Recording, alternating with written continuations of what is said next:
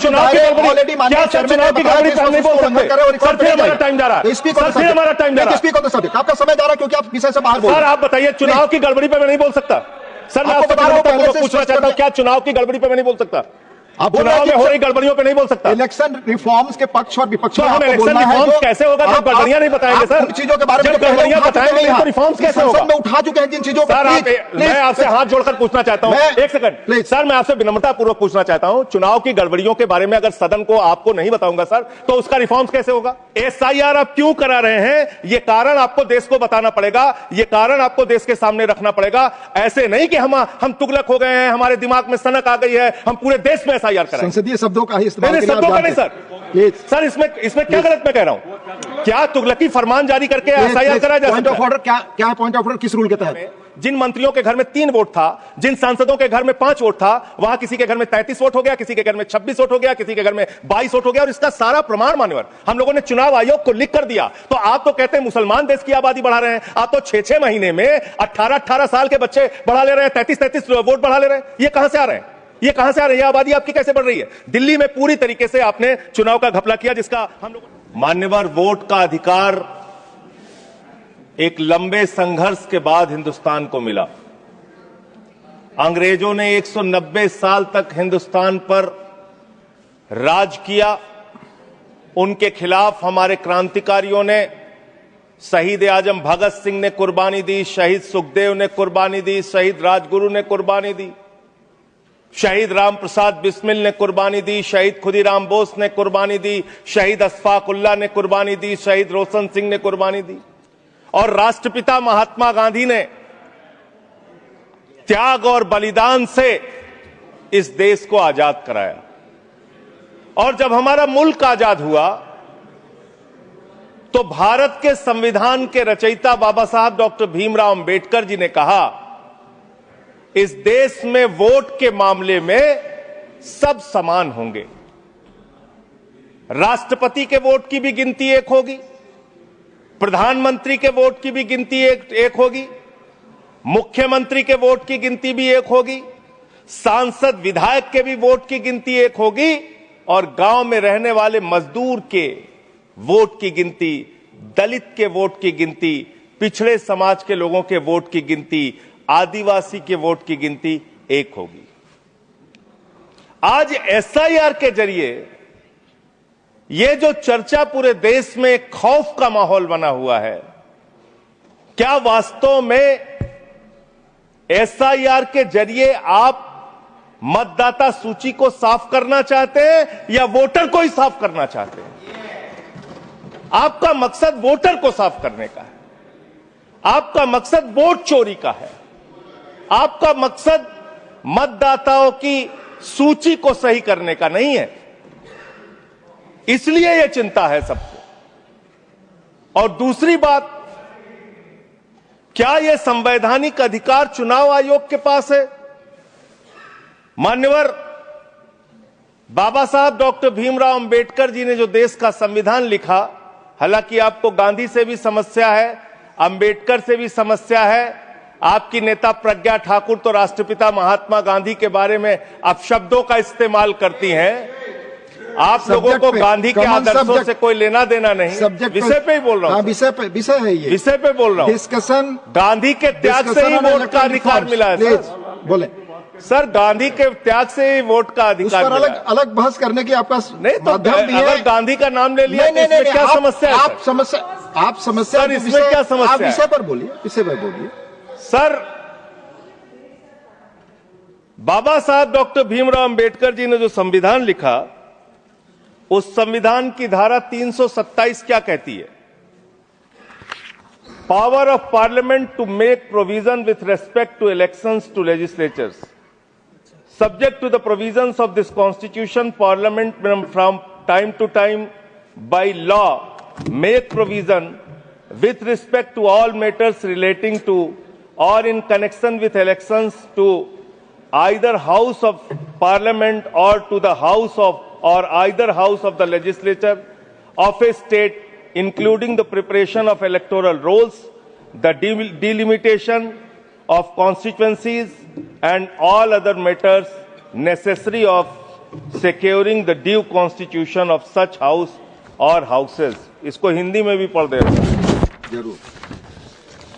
भारत के संविधान की धारा 327 कहती है, इस संविधान के प्रावधानों के अधीन रहते हुए संसद समय समय पर विधि द्वारा संसद के किसी भी सदन या किसी राज्य के विधानमंडल के सदन या किसी सदन के चुनाव से संबंधित सभी मामलों के संबंध में प्रावधान कर सकती है, जिसमें मतदाता सूची तैयार करना, निर्वाचन क्षेत्रों का परिसीमन करना और ऐसे सदन या सदनों के विधिवत गठन को सुनिश्चित करने के लिए आवश्यक अन्य सभी मामले शामिल हैं। यानी कि चुनाव के मतदाता सूची बनाने से लेकर, परिसीमन करने से लेकर चुनाव संपन्न कराने तक का जो अधिकार चुनाव आयोग को मिलता है, वो धारा 327 के तहत मिलता है, संविधान के तहत मिलता है। उसी के तहत चुनाव आयोग काम करेगा। चुनाव आयोग कोई राजनीतिक पार्टी नहीं है, उसको चुनाव नहीं लड़ना है। चुनाव लड़ना है राजनीतिक पार्टियों को। राजनीतिक पार्टियां बैठती हैं पार्लियामेंट में और संविधान के मुताबिक जो 327 के तहत पावर चुनाव आयोग को दी जाएगी, उसी के तहत चुनाव संपन्न होगा। अब आगे आ जाइए सर। अब लोक प्रतिनिधित्व कानून 1950 क्या कहता है, जिसमें मतदाता सूची का जिक्र है। इसमें साफ तौर पे लिखा हुआ है, इसकी धारा 20 उपधारा 3 में अंतर्विष्ट किसी बात के होते हुए भी निर्वाचन आयोग किसी भी निर्वाचन क्षेत्र या निर्वाचन क्षेत्र के भाग के लिए निर्वाचक नामावली में ऐसी रीति में जिसे वह ठीक समझे विशेष पुनरीक्षण के लिए निर्देश उन कारणों से जो अवलिखित किए जाएंगे किसी भी समय दे सकेगा। कारण अवलिखित किए जाएंगे, ये साफ तौर पे यहां लिखा हुआ है। एसआईआर आप क्यों करा रहे हैं, ये कारण आपको देश को बताना पड़ेगा, ये कारण आपको देश के सामने रखना पड़ेगा। ऐसे नहीं कि हम तुगलक हो गए हैं, हमारे दिमाग में सनक आ गई है, हम पूरे देश में एसआईआर कराएंगे। संसदीय शब्दों का ही इस्तेमाल नहीं, शब्दों का नहीं सर, प्लीज सर। इसमें क्या गलत मैं कह रहा हूं? क्या तुगलकी फरमान जारी करके एसआईआर कराया जा सकता है? पॉइंट ऑफ ऑर्डर क्या है? पॉइंट ऑफ ऑर्डर किस रूल के तहत? 238 sir. हाँ बोलिए। Clause 5, reflect upon the conduct of persons in high authority unless the discussion is based on a substantive motion. I have already intervened. Please take your seat. हाँ माननीय संजय जी बोलिए आप। Sir, मैं ये कह रहा हूं कि चुनाव आयोग को चुनाव नहीं लड़ना है सर, कानून बनाना है संसद को और उन नियमों का पालन करवाना है चुनाव आयोग को। तो आपको जब ये ताकत ही नहीं है एसआईआर की, एसआईआर कराने की ताकत ही नहीं है, आप किसी विशेष परिस्थिति में कारण लिखकर तब आप किसी क्षेत्र का, मात्र किसी क्षेत्र का आप एसआईआर करा सकते हैं, पूरे देश का एसआईआर आप नहीं करा सकते। दूसरी बात सर, आते हैं बिहार के ऊपर। उससे पहले मैं थोड़ा जिक्र दिल्ली के चुनावों का कर लूं। दिल्ली के अंदर मान्यवर, मैं एक चीज आपको स्पष्ट कर दूं माननीय संजय जी। हाँ मैं समय दूंगा, मेरा time.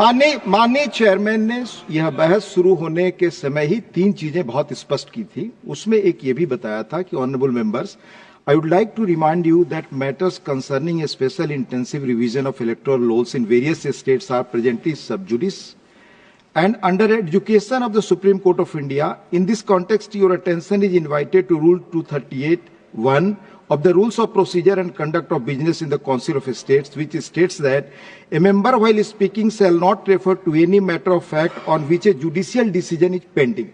Already judicial decision pending. Judicial decision पे तो मैं बात ही नहीं कर रहा हूं। Anything bye you breach, sir जो प्रक्रिया संपन्न हो गई मैं उसकी और आपका इशारा कर रहा हूं डिसीजन की तरफ। सर चुनाव सुधार, मैं सुप्रीम कोर्ट के बारे में कोई बात ही नहीं कर रहा हूं सर। यू आर डिस्कसिंग ऐसा, मैं तो सिर्फ प्रोसेस के बारे में बात कर रहा हूं। मैंने आपको बता दिया, प्लीज आप बोले। सर देश में जो दिल्ली का जो चुनाव हुआ सर, उस दिल्ली के चुनाव में हमने बार बार शिकायत की चुनाव आयोग से। चुनाव आयोग चुनाव के दौरान दी गई शिकायतों को गंभीरता से लेने और उसका निस्तारण करने के लिए बना है। दिल्ली के अंदर जो नई दिल्ली कॉन्स्टिट्यूंसी है, अरविंद केजरीवाल जी की कॉन्स्टिट्यूंसी, वहां पर सर चुनाव शुरू होने से पहले ही 42,000 वोट काट दिए गए। 42,000 वोट काट दिए गए। उसका कोई कारण पता नहीं क्यों काट दिए गए, वो 42,000 वोट काट दिए गए। मान्यवर इसी विधानसभा के क्षेत्र में लोकसभा के चुनाव में जिन मंत्रियों के घर में 3 वोट था, जिन सांसदों के घर में 5 वोट था, वहां किसी के घर में 33 वोट हो गया, किसी के घर में 26 वोट हो गया, किसी के घर में 22 वोट हो गया। और इसका सारा प्रमाण मान्यवर हम लोगों ने चुनाव आयोग को लिख कर दिया। तो आप तो कहते हैं मुसलमान देश की आबादी बढ़ा रहे हैं, आप तो 6-6 महीने में 18-18 साल के बच्चे बढ़ा ले रहे हैं, 33-33 वोट बढ़ा ले रहे हैं। ये कहां से आ रहे हैं? ये कहां से आ रही है? ये आबादी आपकी कैसे बढ़ रही है? दिल्ली में पूरी तरीके से आपने चुनाव का घपला किया, जिसका हम लोगों ने लिखित शिकायत दी थी। एक ही भारतीय जनता पार्टी के पदाधिकारी ने 11,000 वोट कटवाने के लिए शाहदरा में एप्लीकेशन दी थी। 24 बीजेपी के कार्यकर्ताओं ने 4800 वोट कटवाने की एप्लीकेशन जनकपुरी में। सर चुनाव की गड़बड़ी, सर चुनाव की गड़बड़ी, क्या सर चुनाव की गड़बड़ी पे हम नहीं बोल सकते? सर फिर हमारा टाइम जा रहा है, सर फिर हमारा टाइम जा रहा है। Speak on the subject. आपका समय जा रहा है क्योंकि आप विषय से बाहर बोल रहे हैं। सर आप बताइए, चुनाव की गड़बड़ी पे मैं नहीं बोल सकता। सर मैं आपसे पूछना चाहता हूं, क्या चुनाव की गड़बड़ी पे मैं नहीं बोल सकता? आप चुनाव में हो रही गड़बड़ियों पे नहीं बोल सकता। इलेक्शन रिफॉर्म्स के पक्ष और विपक्ष में हम इलेक्शन रिफॉर्म्स कैसे होगा जब गड़बड़ियां नहीं बताएंगे? सर उन चीजों के बारे में जब गड़बड़ियां बताएंगे तो रिफॉर्म्स कैसे होगा? संसद में उठा चुके हैं जिन चीजों को। सर मैं आपसे हाथ जोड़कर पूछना चाहता हूं, एक सेकंड प्लीज। सर मैं आपसे विनम्रता पूर्वक पूछना चाहता हूं, चुनाव की गड़बड़ियों के बारे में अगर सदन को आपको नहीं बताऊंगा सर, तो उसका रिफॉर्म्स कैसे होगा?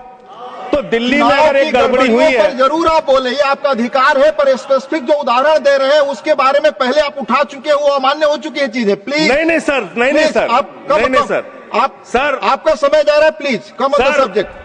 दिल्ली के अंदर बड़े पैमाने पर वोट काटे गए और चुनाव में खुलेआम गड़बड़ियां की गई। अब बात करते हैं बिहार में। सर बिहार में आपने अचानक कहा पूरे राज्य का SIR होगा।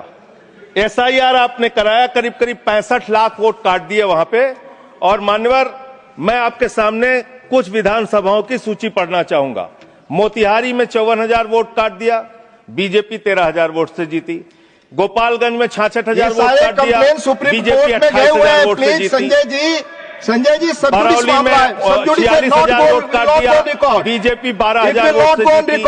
अनमोल में 37,000 वोट काट दिया, बीजेपी।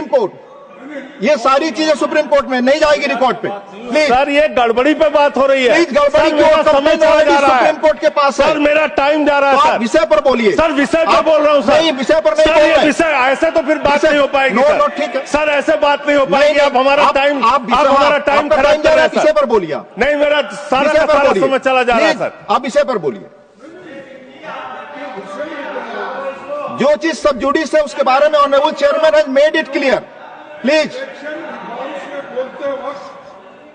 इलेक्शन में ऐसे गड़बड़ियां होते हैं, उसको क्या करना चाहिए ये बता रहे हैं। ये सारे कंप्लेन माननीय LOP सुप्रीम कोर्ट के पास है। ये सब जुडिस मामला है, इस पर मैं अलाउ नहीं करूंगा। ऑलरेडी चेयरमैन ने कह दिया। माननीय संजय सिंह आपका समय जा रहा है। आप प्लीज माननीय सर आप बोलने ही नहीं दे रहे हैं। फिर ऐसे बोलने नहीं दे रहे हैं आप कानून। सर चुनाव की गड़बड़ियों के बारे में नहीं बोलेंगे? आप संवैधानिक मर्यादाओं, चुनाव की गड़बड़ियों के बारे में नहीं बोलेंगे? चेयर पर आरोप करेंगे, ये आपको फ्रीडम है। आप कुछ भी कह सकते हैं नियम कायदे के बाहर जाकर के। ठीक है सर। दूसरी बात सर, प्लीज EVM का इस्तेमाल देश के अंदर शुरू हुआ। प्लीज। और जब EVM का इस्तेमाल शुरू हुआ अपनी जगह बैठे, तो देश में तमाम बहस शुरू हुई। और EVM के ऊपर सबसे पहला किसी ने सवाल उठाया तो उस व्यक्ति का नाम है GVL नरसिम्हा। उन्होंने बाकायदा किताब लिखी है कि लोकतंत्र के ऊपर खतरा है ये EVM। और उसके बारे में लाल कृष्ण आडवाणी जी ने उनकी किताब के प्रशंसा करते हुए और EVM पे सवाल होते हुए, अब इस पे भी समस्या है, इस पे भी। तो उस पे पूरा EVM के ऊपर सबसे पहले इन लोगों ने सवाल उठाया। EVM किन किन देशों में था और कहां कहां बैन हो गया, मैं पढ़ के बता दे रहा हूं। जिन जिन देशों में बैन हो गया, जर्मनी में, नीदरलैंड में, आयरलैंड में, UK में, फ्रांस में, पुर्तगाल में, इटली में, ऑस्ट्रेलिया में, नॉर्वे में, कनाडा में, बेल्जियम में, साउथ कोरिया में, इन तमाम देशों में ईवीएम था, ईवीएम बंद हो गया।